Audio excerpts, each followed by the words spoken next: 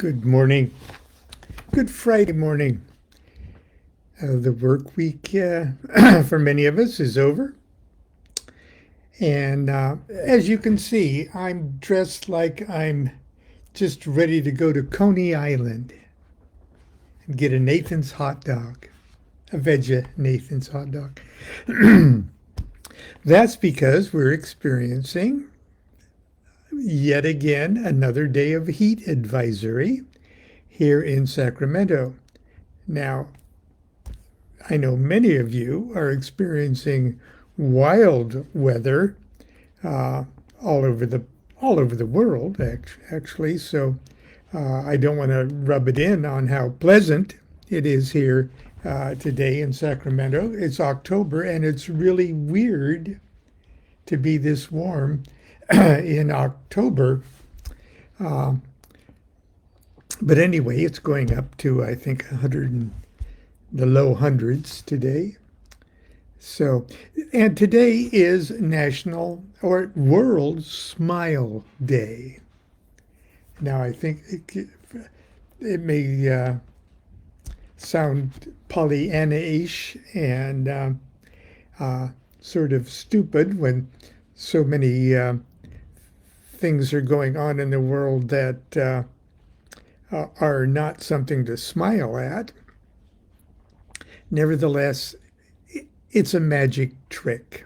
Okay, I take a couple of short walks every day, and as I do so, sometimes my mind gets into the rhythm of my faltering steps, and I can think myself into a very somber, even depressing series of thoughts. And when I catch myself doing that, I consciously smile. I smile to myself. I mean, people driving by in cars and who I pass on the sidewalk may see the smile and feel sorry for the old fart, okay? But it makes me feel better. It instantly makes me feel better. It does something first with my lips, and then my eyes, and from my eyes it goes into my brain, like it's going to be all right. And it seems kind of counterintuitive. Usually you feel good and then smile. No, smile and feel good. One of the greatest songs ever written was written by a guy that usually doesn't write songs. He's the filmmaker, Charlie Chaplin, and he wrote the song Smile for the theme music for his classic movie City Lights. And I don't have the lyrics on the top of my head. Smile though your heart is aching, smile even though it's breaking. When there are clouds in the sky, you'll get by. Okay. And it just keeps going, and it gets better and better. But what's so magical about the whole thing is this almost supernaturally beautiful melody that goes with it. And when I think about that song and Charlie Chaplin, great filmmaker, probably one of the greatest filmmakers of all time, kind of an inventor not only of silent film, but he's a great director and innovator in his own right, besides being a cosmic clown. I think now there's a magician in action. There's a guy not only causing change to occur in conformity with his will, but a magician who could literally cast a spell upon millions of people to make them feel better. It goes deeper than that. But anyway, when I'm going to share a little article I wrote. We've probably heard it before. And it's from the Book of Ordinary Oracles. And I hope it makes you smile. The thumbnail oracle says, yes, but you'll regret it. And it comes from the chapter 2, why oracles work.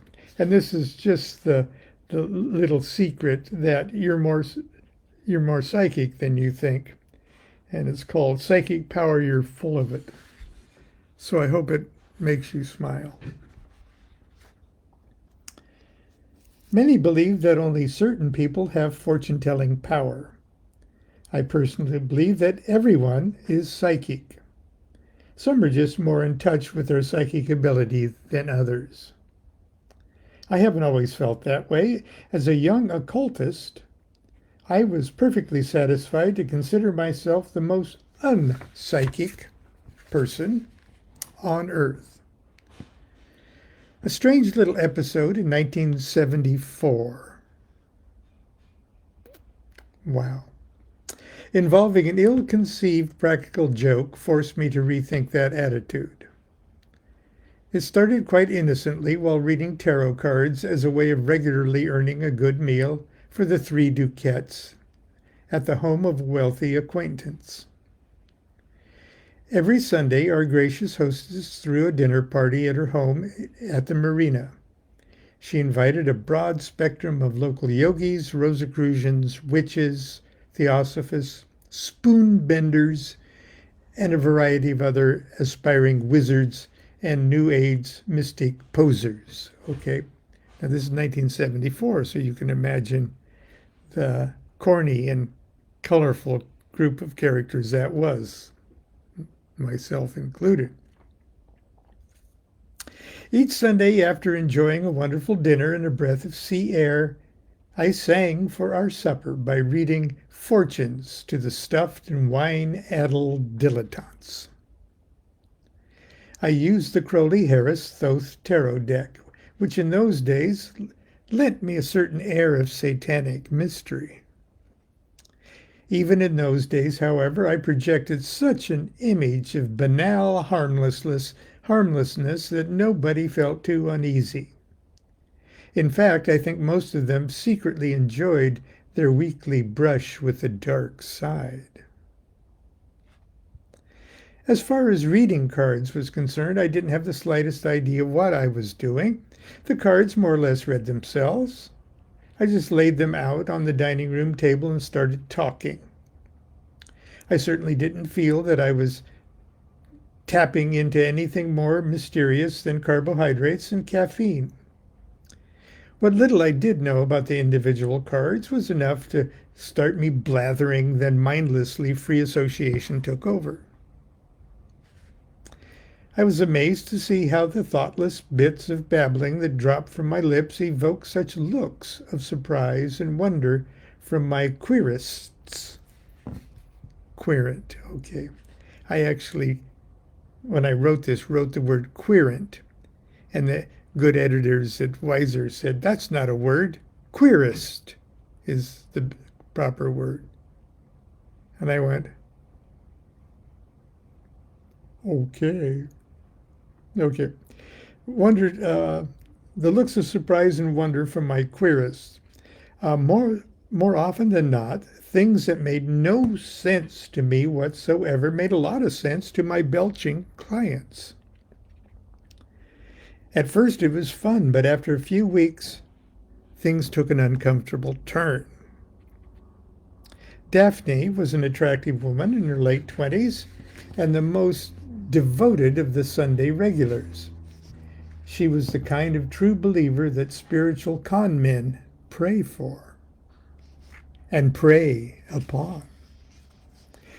She was addicted to psychic readings and spent far too much time and money getting her aura fluffed and seeking astrological and psychic counseling on every aspect of her life. Our Sunday salon was just one more stop on her weekly quest for someone strange and mysterious to tell her what to think. From the first just for fun tarot reading I gave her, she was totally convinced of my magical omnipotence and psychic omniscience. The more I denied it, the more she raised her eyebrows and cooed to the others in the room. Ooh, all the really heavy psychics deny it. To make matters worse, no matter how hard I tried to give her a silly and stupid reading, it still turned out to be, according to Daphne, profoundly accurate. Each week I dug myself deeper and deeper into the pit of this poor woman's delusional projections. I finally decided that for her own good I would do something about it. The day before the next gathering, Constance and I took a long walk together and hatched a plot. It was mostly my plot, but a terrible and sophomoric prank that we believed would surely bring Daphne to her senses. Our plan was this. The next day, before the group sat down to dinner, I would take Daphne aside and tell her I had a dream about her. Then I would tell her a story so preposterously silly that she and anyone else who might be listening would soon realize I was joking. Theoretically, after we had all shared a big laugh, this was our plan. Afterwards, we'd all share a big laugh, okay? And I'd be able to convince Daphne that I was not a psychic guru she was looking for, and that it was very wise for her to rely too heavily on the advice of and the motives of strangers. By the time Constance and I returned from our walk, we were laughing so hard that we were in tears. And that's not it. We were sucking air. Okay, it just got funnier and funnier. We concocted a story so outrageously ridiculous, so ludicrous and bizarre, that we were positive it would bring Daphne back to Earth. That night I rehearsed the story over and over again so I could tell it with a perfectly straight face. It wouldn't be easy. I knew the timing was going to be important to pull this off. I couldn't let Daphne realize too soon that I was pulling her leg. I would need a little time to draw her deep into the phony vision before it became obvious that the whole story was an elaborate joke. The next day, the three DuQuettes arrived at the party a few minutes late. I immediately approached Daphne, which itself was unusual because I usually tried to avoid her. Daphne, could I speak to you for a moment? Her face contorted in ecstasy, as if she were having a psychic orgasm. This was going to be good, I thought. Yes, of course. Is something wrong? Said we sat down at the opposite end of the living room couch. Daphne, last night I had a dream. No, it was more than a dream. Do you know what I mean? It was more like a vision. It was about you. Not you, Daphne. You, but not you. The you that once was you. And still obviously is, but isn't. Do you know what I mean? Each time I asked, do you know what I mean, she wrinkled her brow knowingly and bit her lower lip and nodded her head like a dashboard dog. I continued. At the beginning of the dream, I felt heat on my face, a sweet heat, very hot. But it was a dry heat, a desert heat. Somehow I knew I was in Babylon. Daphne gasped. I had her. I saw a beautiful little girl. I knew it was you. Your name was Miriam, daughter of Gip. Up to this point, everything had gone as planned. I was having fun. But when Daphne's eyes grew as big as saucers and began to fill with tears, I realized that what I was doing was terribly wrong. What was I thinking? This was a cruel and insensitive prank. It wasn't going to be funny at all. This was a real human being I was toying with, a dear soul with feelings. I actually blushed with shame. Poor Daphne was hanging on to every word I said.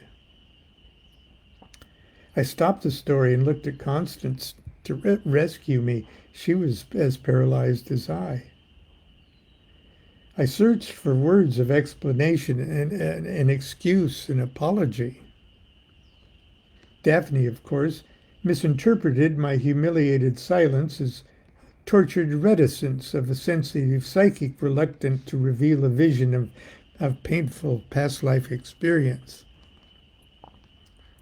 She moved closer to me on the couch as if to say, "Go on, I can take it." Other guests started to gather around us to listen. I was at a complete loss for words. The only thing I could think of to do was to continue the stupid story and hope for the best. You were Miriam, daughter of Gip, a Hebrew slave girl in Babylon. You were only 6 years old when your master, a wealthy saffron broker, sold you into service to the priests of the temple of Mahabuba, the great Babylonian frog goddess. Because you were born with webbed toes, you were regarded as an incarnation of the goddess. The priests doted on you and showered you with many special privileges. It was there in the gardens of the temple complex that you blossomed into young womanhood. You especially enjoyed buffing the giant lily pads that grew in the cool and tranquil temple ponds, and netting the sacrificial flies that fed the insatiable appetite of the great goddess.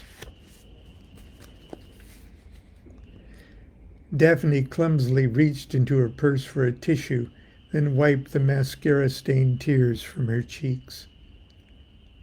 Was she hearing the same things I was? I felt like the most evil person on earth.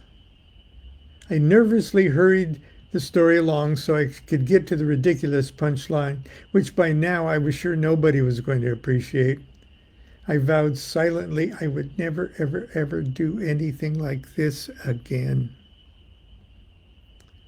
Poor Daphne was now weeping and sliding demonstratively in and out of spiritual ecstasy. I knew that in just a few moments, when I finally sprung the trap door on the poor woman, I was going to be exposed as the biggest bully in Southern California New Age community. Finally, I neared the end of my story.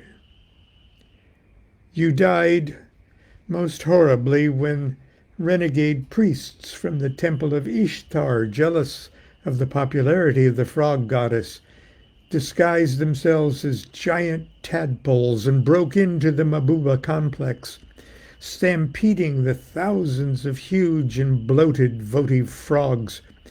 They jammed the exits of the temple and yelled, "Fire! Fire!" And then popcorn flew and the film broke and the projector caught fire.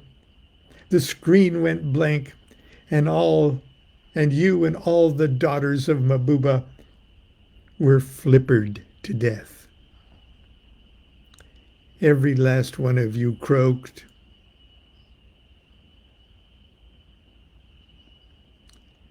The room fell silent as a tomb. No one said a word. I laughed nervously and almost shouted, Everybody croaked. Get it? Everybody croaked. Frog got us. Okay. Silence. Daphne stared at the floor for a moment, nodding her head slightly as if agreeing with some internal voice. She blew her nose with a ladylike little honk, then looked at me with a fragile smile that told me she finally understood where I was coming from. I thought for a moment that maybe this hadn't been such a bad idea after all. I half expected that any second she would break into giggles of self-realization and thank me for helping her see the light. She took a deep breath and cocked her head to the side, the way people do before they say something they really want you to hear. My name was Miriam. I wasn't sure what she meant by that. The dreamy, glossy-eyed look on her face soon told me exactly what was happening. My name was Miriam. And you were the third psychic to tell me this. First a friend, then a past life reader last week in Santa Cruz. They both saw it. I was born a Hebrew slave in Babylon. But I renounced my religion and became a pagan temple priestess. The other two psychics didn't have the vision to tell me how I died. For that I thank you. As you spoke, I could actually see myself there. I felt the heat. I smelled the pond. I wanted to scream, "Don't you get it? What about the webbed toes, the sacrificial flies, the tadpole costumes, the bloated frog stampede, and the popcorn flying?" But I didn't. I just sat there and surrendered to the possibility that I might be more psychic than I think. And that maybe, just maybe, Daphne was once Miriam, daughter of Gip, priestess of Mabuba.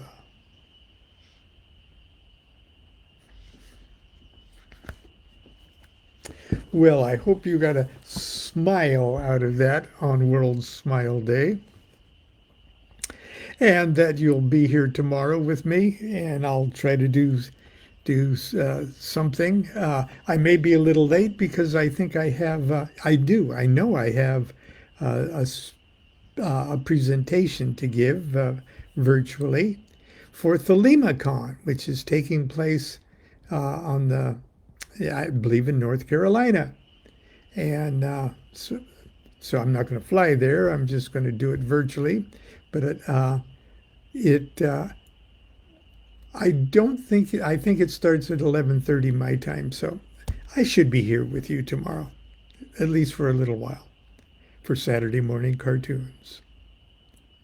Until then, continue to be good to yourself, be good to each other. Do what thou wilt shall be the whole of the law. Smile. Existence is pure joy.